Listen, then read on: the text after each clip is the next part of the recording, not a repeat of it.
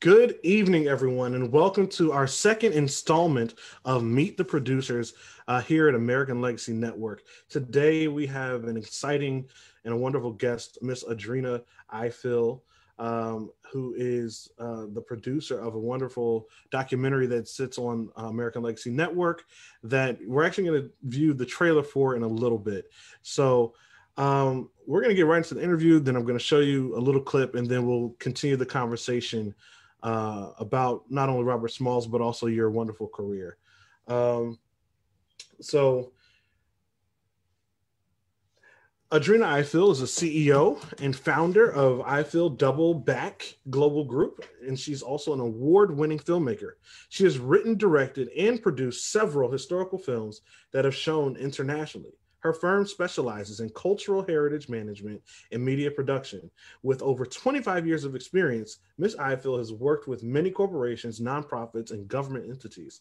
She has consulted and produced media and multi-platform projects with an eye towards historic authenticity and creativity. She enjoys searching through archives and bring history to the present for future productions, focusing on a global Black communities and culture. A graduate of Williams College, Howard University, and George Washington University's Documentary Center, Ms. Ifill is part of the cohort of AAD Hum Scholars, a fellowship at the University of Maryland for 2020. So welcome, welcome, welcome. Thank you. It's a pleasure to be here. Yes, indeed. And so my first question is, how did you get into the industry? I just read your bio, but how did you get into the industry and how did you become a filmmaker? So that's an interesting story. But I first want to say thank you very much to American Legacy Network. You guys have had an amazing history, starting out as a printed publication, which I was a subscriber to early on, and now I'm privileged to be on your network. And so it's really exciting to see that.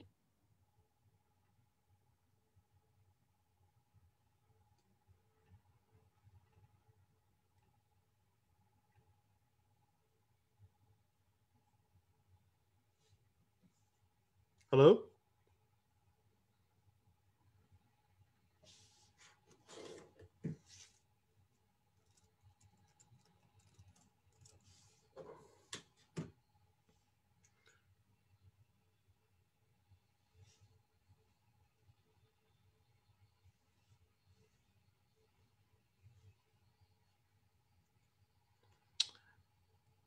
Everyone just give me one moment.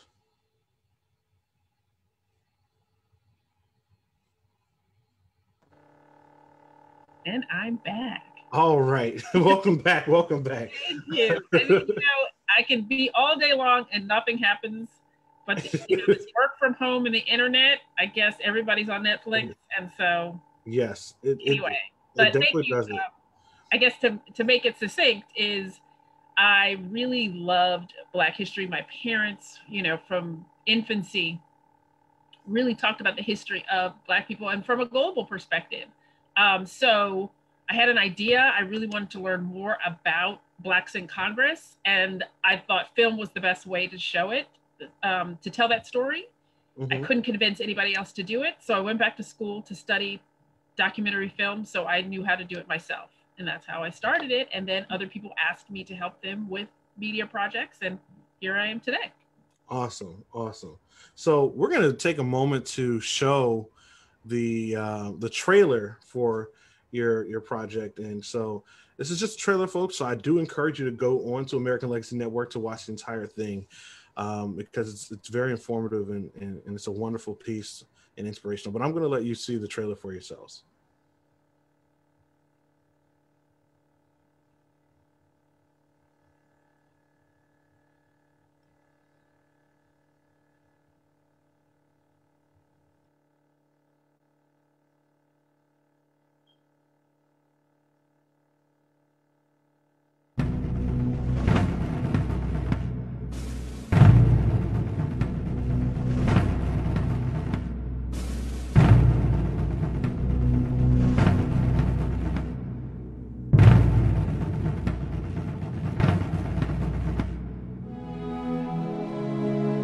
In 1839, Robert Smalls was born into slavery in South Carolina. You have to be impressed with his boldness. Long before he captured the ship, he'd been doing things that were out of the ordinary. And he was always pushing the envelope toward freedom. That quest for freedom, a commodity still in dispute today, was Robert Smalls' guiding star. He was born in Beaufort, South Carolina, at the home on Prince Street of a family known as the McKees, sometimes pronounced Mackey. We don't know exactly who his parent, we know his mother was Lydia Smalls, but his father probably was his master, though there are some stories that make other people, an itinerant Jewish merchant coming through the city or something like that, is possibly his father. Mother was a slave, a house servant in the family home. To the beginning of the Civil War, Smalls is living in Charleston. He's working in Charleston. He has been basically rented or leased out by the family to an individual who ran a steamship in Charleston. When he was 17 years old, he got married to a young woman who was 30 and already had 2 children. But that was no problem for him. He was big and strong, and she said he was a great guy, and he thought she was wonderful. So Fritz Smalls got permission from his own owner to purchase his wife. And his own owner, I told you, was always kind to Smalls, and said, okay, fine by me. But then the tough part was getting her owner to agree to it. But Smalls went to see him, made the proposition, I'd like to purchase my wife and daughter. The guy said, you're a slave. Smalls said, yeah, but I got some money. Now, Smalls knows a great deal about the waterways. He's been trained as a pilot, has had a number of slaves and free blacks in this area. They are really the principal pilots along the southeastern coast by the time we get up to the Civil War. He always intended to be free. I mean, the fact that he started to actually save money to purchase his wife's freedom indicates that he was thinking about being free. He was going to be a free black man one way or another. And he just saw a quicker way to doing it, you know. He seized the opportunity. By now, Robert Smalls was a major general in the South Carolina militia and began to see that his community, as well as his family, needed his leadership to create a more perfect union. Indeed, during the war, Smalls will go to Washington, D.C. with some of the missionaries and meet with Edwin Stanton, the Secretary of War, to push for the use of black troops and the raising of black troops from this area.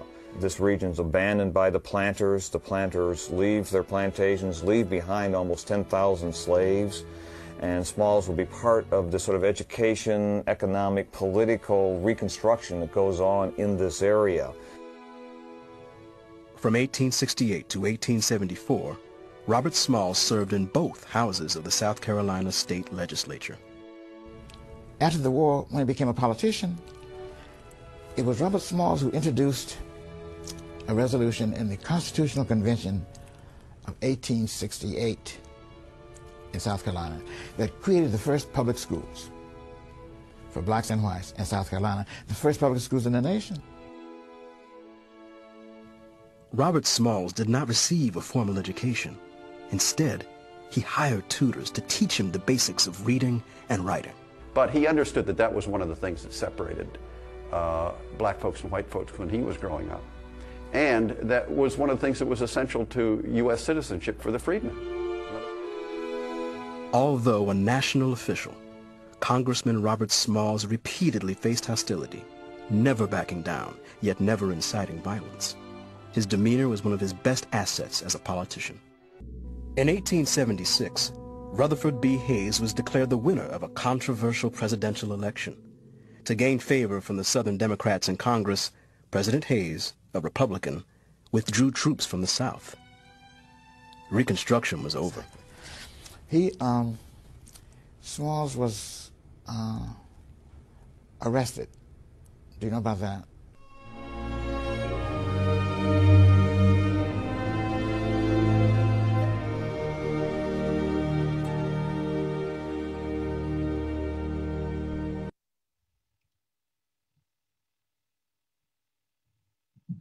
So that was a great teaser at the very end. Smalls was arrested. Do you know about that? Um, and so I think that really leads into the first question that I have is, you know, um, and then actually we can talk about production and the way that you organize the video and produce the video as well, because again, that's a great teaser. For me, at least, makes me want to, like, why did he get arrested? But not only why did he get arrested, but you know, in part of the documentary, it states that there were 22 black congressmen at the same time of Robert Smalls. So why what caused you to focus on Robert Smalls, and why did you decide to tell his story in particular? You know, that's a great question, because throughout the time after the Civil War, when passed the 13th, 14th, and 15th Amendment, which was intended to do a voter enfranchisement of all Americans. And I think it's really poignant that we're talking about this today, which is Constitution Day, focusing on the fact that we're still in that process of really trying to push forward what these men, and at the time there were men, really wanted to push the Constitution to what it was designed, or hope, you know, not maybe designed to do, but what it had said. So to really walk what was written. And throughout that time, there were 22 men who were elected and selected, because of the process was different at the time, but only 21 served from that time after the Civil War to the early 1900s. And Robert Small's story was a great gateway into all of these men's stories. One, because it was so well preserved. You know, he was, although he hadn't had any formal schooling, he knew what he was doing in terms that he was making a difference in his community. A lot of his materials and writings had been preserved. His family, he has a long legacy in terms of his descendants who are still carrying on his story and talking about it in their oral histories, and also formalizing them now that we have the National Museum of African American History and Culture. There's a statue of him there, and his story is recorded there. That I thought that he would be a great way to demonstrate what was going on in that period, because we had a lot of mishistory that talks about, you know, Blacks after slavery, you know, couldn't read or write, or didn't have any intelligence, didn't know what they were doing. Why should we allow them to vote? And that's just plainly untrue. Okay, makes sense. And so, you know, I have the benefit of it being the year 2020, and so I get a nice introduction to Robert Smalls because of a documentary that happens to be on American Legacy Network, in which I can learn more about this amazing man. But my next question is, I know you said that they kept a good record of him. What type of documents or what type of historical tools did you use to gain as much information? Because there was even, you know, dialogue about how he used to interact with his slave master's children. And, you know, one person almost described him as mischievous, in that he would stay out past curfew and all that type of thing. And I wonder, how was that type of knowledge preserved, and who thought to preserve that knowledge of a slave child and their interactions with their slave masters? So how did you compile all those wonderful stories?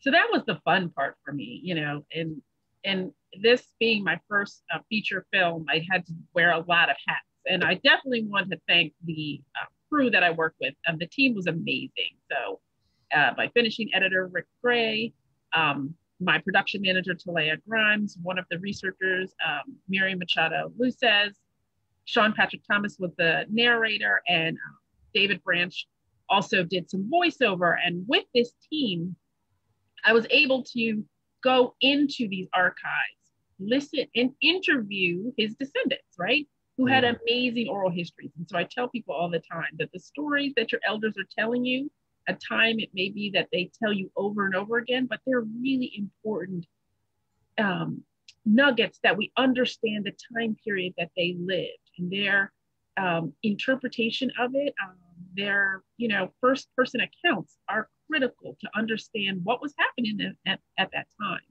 So I was able to chronicle those because he served 5 terms in US Congress.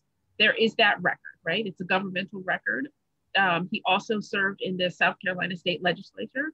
So those records were kept, his speeches, things that he talked about. And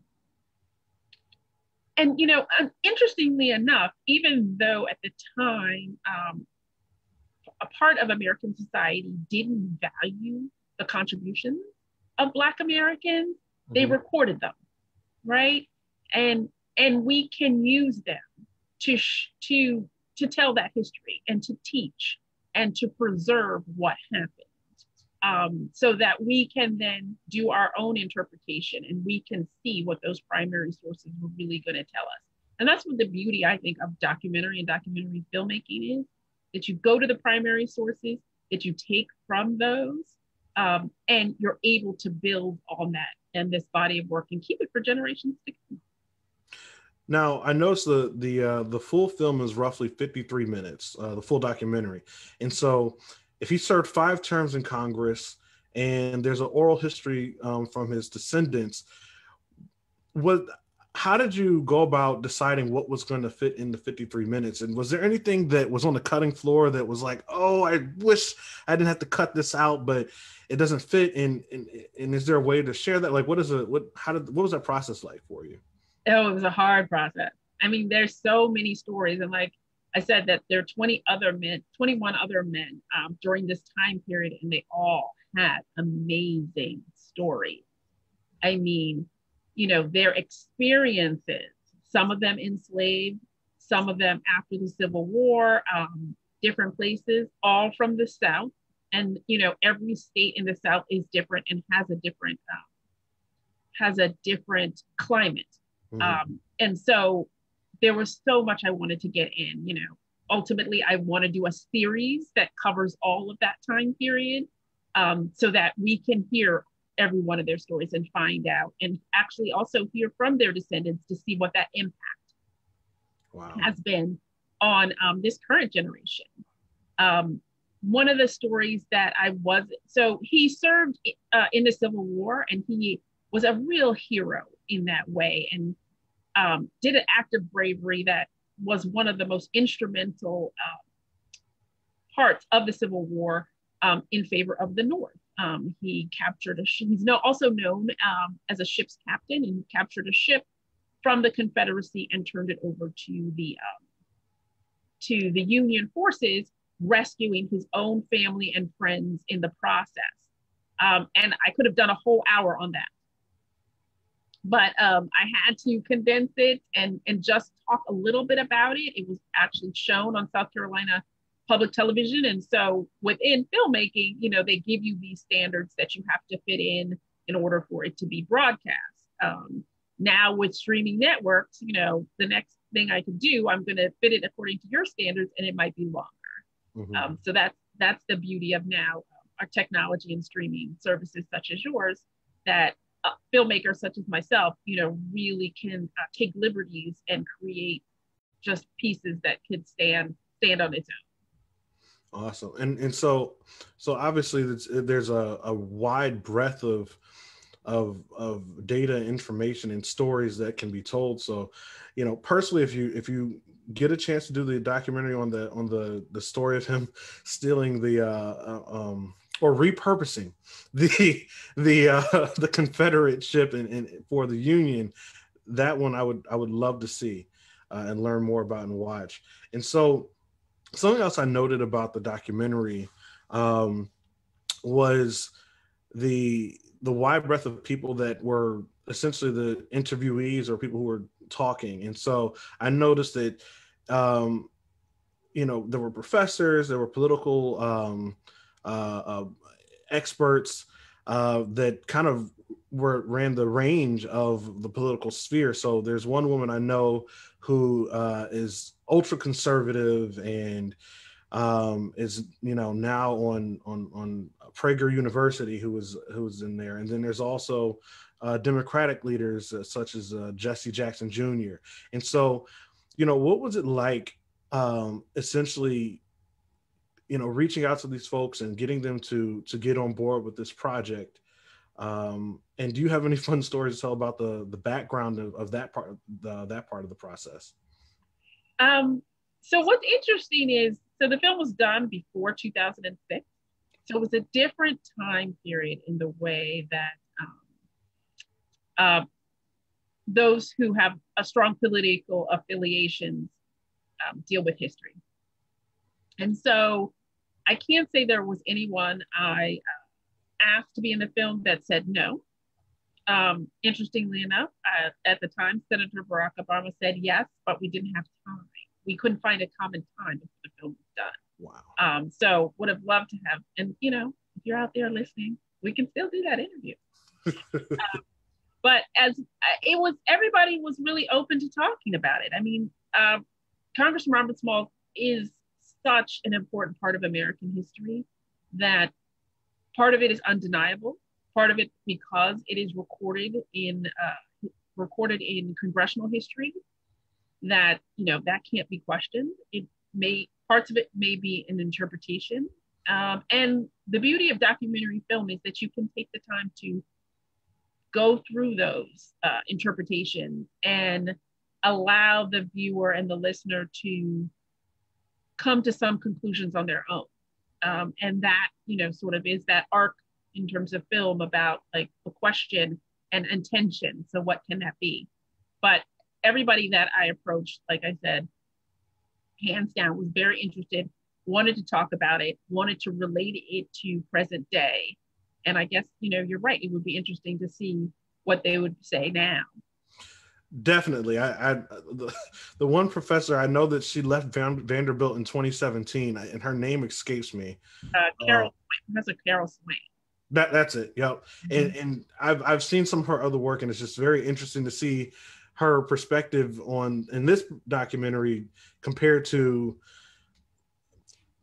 how she's kind of perceived in the world now. But I think that really, but again, there were other Republicans as well as Democrats that were commenting, and I think what that speaks to is the impact. And you mentioned earlier the impact of just knowing these stories has, and I've caused to think about the comedian Chris Rock, and I saw a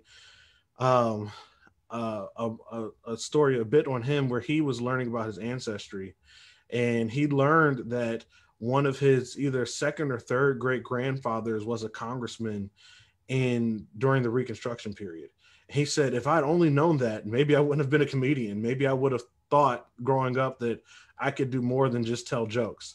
And so, granted, he's a great comedian. We're happy that he did the work he did. But the question is, what type of impact, since this documentary has been living for, almost 15 years at this point, right? What type of impact have you seen your documentary have on people who viewed it and those who have come in contact with it? Josh, that's exactly the point of when I started doing this. I wanted every generation to feel like that if I had known and now right? And so that, there's a lot of mythology out there in terms of Black people of like, we let you do certain things and, you're on borrowed time and borrowed land in that sense. But however, the facts remain that we made a significant impact everywhere we walked. And knowing that and having that as the basis of from where you start, I think is critical. Every human development person would tell you that. And if you also talk to families who have a strong knowledge of their history, they will tell you, that they can hold their head up proud because of X, Y, and Z. Mm. And so these public figures are our shared ancestors in what they're doing. So for me, Eyes on the Prize was significant in the way that it brought to life in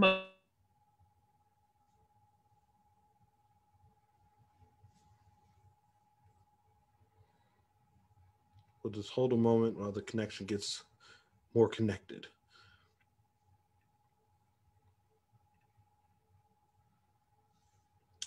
while we're waiting for her to get connected, I want to definitely encourage everyone to log on to American Legacy Network, and which can be found at AmericanLegacyNetwork.tv. And for $3.99 a month, you'll have a monthly subscription to the network. And I sincerely encourage you to do so, because there's a wide breadth of programming, and you can view her entire documentary on. And she's back with us now. So, yes. And I didn't want any child to walk into the library and not be able to see themselves in more than one place. Mm-hmm. And as a main character and as a positive character. And so that's why I really have devoted my company to preserving this history and being able to communicate this history on all platforms. Awesome. And so, well, we're definitely grateful to have you on our platform. And so I do want to take a few more moments to dig into Robert Smalls and the something you mentioned about misinformation and misteaching of history, but also, you know, like, for instance, the concept of we just gave this to you, and, you know, you should be grateful, and that type of thing. Because there was a story that was told in the documentary about Robert Smalls and how essentially he was bribed to they tried to bribe him to get rid of his seat in Congress. And at first he was offered one amount, and they had charges on him for bribery. And then they said, well, we'll bribe you with more money if you can admit to this. And so, you know, can you talk a little bit more about that particular story and how the impact of, you know, the fact that he did not fold? What was the impact of him not folding on Congress at the time, as well as the trajectory of Black history up to now? I think the impact is that, you know, when you know what's right, you have to stand by your principles. And, you know, during that time, you know, here where we have internet and our problem is, oh no, I lost my internet for a second. If you can just imagine at that time, just a few years before when you were considered chattel property, when, you know, even in question of our humanity now and then, and you are in a position of power, and that is under threat every day, where words that we now abbreviate were used freely on the floor of Congress by people sitting next to you, by people you work with. And this is what you live through every day. And still you chose to do what you knew was right. That to me was something I definitely had to include the film, because I wanted anybody who to watch it to see it unfold as it happened, and for them to decide on their own what is that importance and what it means to their life. For me, it's a story that I carry with me every day. That if you believe in something, that you need to have that as your guiding light throughout, no matter what happens and no matter who tries to sway you one way or the other for their own betterment, but not necessarily for the betterment of all. And he personified that. And he was not alone in the fact of standing by those guidelines. Because what you'll see when you look at the history of all the Blacks who served in Congress at that time and going forward, them being the conscience of the nation, right? So they were often accused of several things, but however, in what they did and how they spoke and the legacy they left, it was for the betterment of all Americans. And that's completely undeniable. And that's on the record in the congressional record and in my film. Amazing. And so, as you are definitely a storyteller in telling important history, a question that we want to know is, you know, what type of obstacles do you face in trying to be able to tell your history and getting your story out there? What type of obstacles do you face as a filmmaker and as a storyteller? So I think we're in an interesting period now where, you know, we have hashtags Tell Black Stories, where we see, you know, leading Black characters, where different streaming services have that. But, 12 months prior to this, it was it has been a challenge to have content that is focused and also affirming of Black achievement, of Black stories, has been challenged and underfunded. So one of the challenges, I think, in media, when telling a Black story, when telling a story where the primary protagonist and the main character in an affirming way is Black, and I'm talking about in a global Black perspective as well, is funding for that. There's a small budget, like my film was financed by small grants and friends and family. But the bigger budgets at the time, and even to a certain point now, I mean, we had Black Panther, which was amazing. And I think when we all felt the grief of the passing of Chadwick Boseman, it was partly because we knew that, we were afraid of the loss of what we felt was a huge step in terms of in media representation. And that has been one, I think, of the biggest obstacles, is financing, because the stories are there. I mean, we're making history every day. Yeah, I mean, financing seems to be a common denominator when thinking about the obstacles that we face, especially when trying to tell Black stories. But I guess an important question is, we acknowledge that particular obstacle. How do we overcome that obstacle, and how can we still press on and still get our stories out, even though there's a very real obstacle? That's an amazing question, and it's something that understanding our the collective buying and spending power is crucial, right? So subscribing to media services such as yours, where we know the content is going to be affirming, we know the content is going to be rich, we know the content is going to tell stories that are about the whole world, and not just in one particular.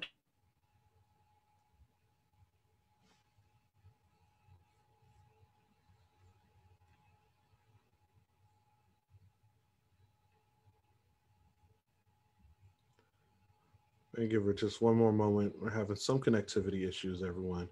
But that's all right, because we're doing a great interview. One thing I do want to do before she gets back on is, if you have a question that you would like answered, please feel free to type it onto our Facebook page underneath the video. And please submit it in the chat, and I will be happy to read them. And yeah, right now it doesn't look like we have any questions, but please feel free to ask questions in the chat. And we need somebody to do a communications company to figure out this internet. Yeah, definitely. I know that some areas the internet has just been cutting out, and I got a text the other day that said, "Hey, we're going to be cutting your internet off to turn it back on." So we do know that is indeed a struggle. Yeah. We do have a special greeting for you from someone in the comment section. Terry Bankston says hello. Hi, Terry. And so just wanted to give you that quick shout out. So shout out to Terry Bankston. Give me 1 second. All right. So what advice would you give someone who is trying to break into the film industry and trying to tell a story? And I think I also want to be more direct with this question, is not only just the film industry, but the documentary space within that industry. Okay. I would tell them to just do it. I mean, now you can pick up your phone and you can just make a film, right? And so just do it. I mean, record your elders, record what you see, what you think is important, and show it on your platforms, right? Start there, but just continue to do it. And don't stop. If that is your passion and that's the way you want to tell a story, then you need to do it. And also preserve your history, however you do it, whether it's in media, whether you have documents you want to save, do that, because someone 50 years from now will use that and be able to tell such a powerful story. 2020, in 50 years, we need to know what happened. We need to know those by first person accounts. And so you are the recorders of our history now. The story will not be told in tweets. The story will not be told by headlines, newspaper headlines. The story needs to be told by each one of us and what we're experiencing in this moment.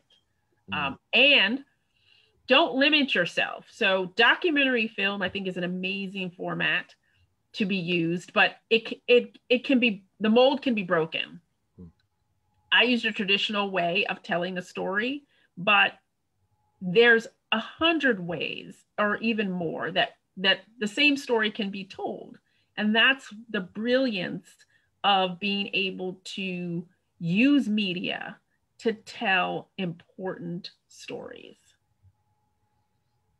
Awesome. So basically, any one of us with a cell phone has the ability to become a filmmaker and a documentarian. Yeah, you are. You're a filmmaker right now. Just go ahead and shoot and edit and put it together and, you know, have a point of view and show it to your family and friends, get feedback, work on it, tweak your style, and just go for it.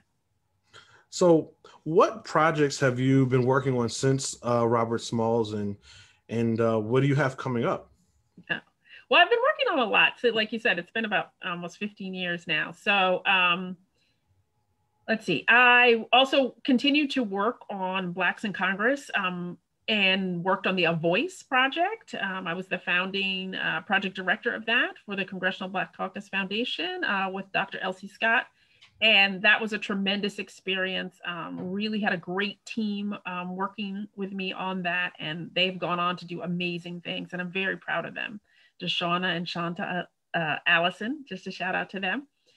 Most recently, I was working on executive produced a series of live events about the 19th Amendment, the 100-year anniversary of the 19th Amendment, which focused on Black women that were instrumental in the suffrage movement and really, you know, as we still are, enfranchisement of the vote.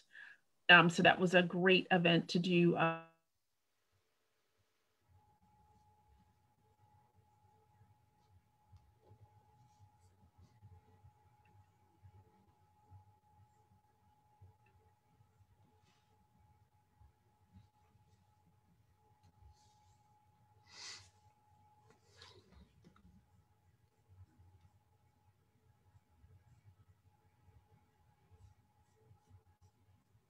I'm just going to give her just a moment.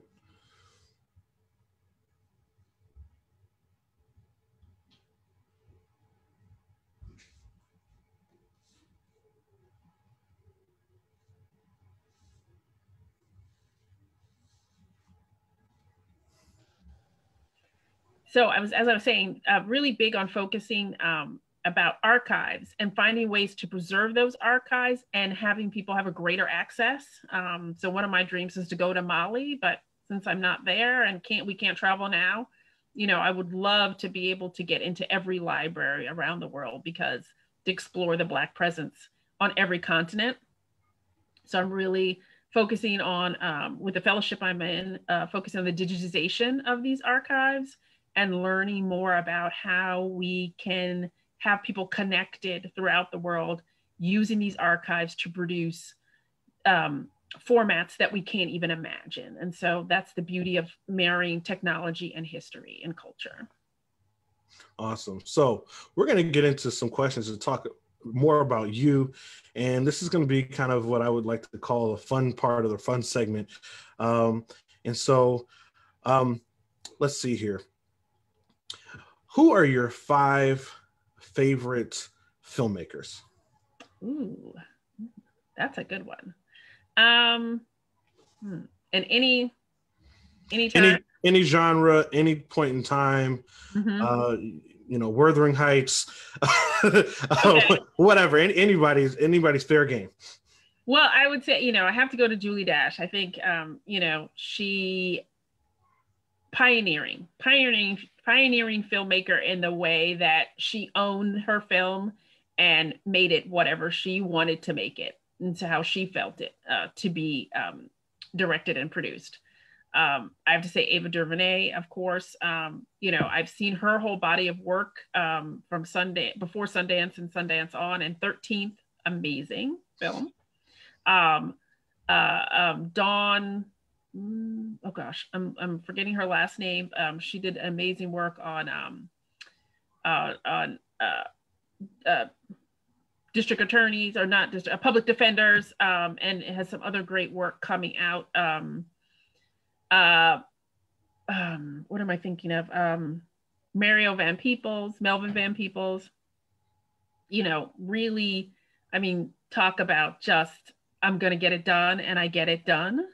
They're just, groundbreaking in that way. I guess that's 5, but those were some of them, I would say. All right. Now, we also know that an integral part of any film is what you hear in addition to the voices, the music. So, rapid fire. Who are your top 5 favorite musicians or musical acts to listen to? Oh my gosh. Okay. So I can say, oh yeah.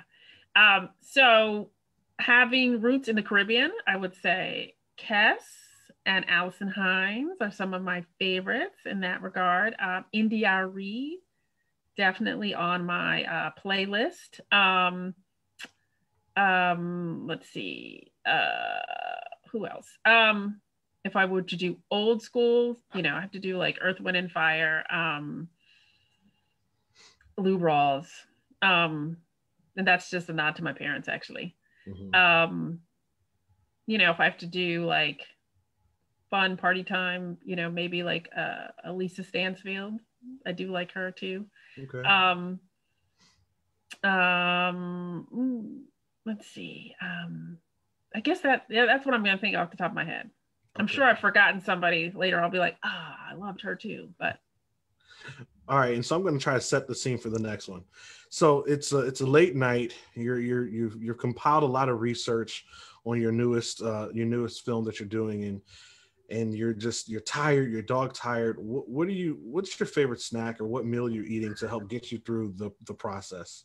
Chocolate. Anything chocolate. Anything chocolate. Anything chocolate. So a Tootsie Roll.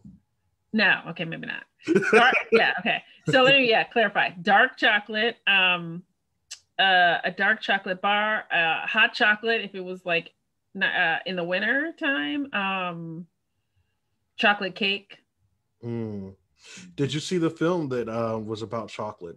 I can't remember the name of it, but is it like Water for Chocolate? I feel like it's chocolat. It's like in French or something. Oh yes, I did. Yes, it was good. That was a good film. Yeah, that was a good film, and I've tasted various iterations of hot chocolate, some with like chili powder and all that. Oh yeah, as well. So have you had any interesting versions of hot chocolate or chocolate? Oh yeah, like what do they call Mexican hot chocolate? What has chili in there? I would say in the Caribbean, where cocoa is, at its premium, the best hot chocolate from like the most regular places, you just always get a hot chocolate. My cousin, she actually makes me hot chocolate when I go there, and it's very good. There was a place in New York that I went to. I can't remember the name of it, but fine premium chocolate, the really thick, what they call drinking chocolate in Europe. Yeah. So, last question. This is just about you because this is Meet the Producer. So we're going to talk about the process, but also you as a person. Okay. So what do you do in your free time when you're not working on your craft? Good question. So I probably spend a lot of time with my husband and my 6-year-old daughter. And I love to travel. So if it's driving, long distances, or flying, and looking forward to when we can do that again, that is my favorite. And when I do travel, my 2 favorite things to go to are libraries and grocery stores. Those are good places to go. So I want to thank you again for joining American Legacy Network to talk about your work, to talk a little bit about you as well, and to get some insight into what went into Robert Smalls, the documentary, as well as the other work that you do. And so for our audience out there, and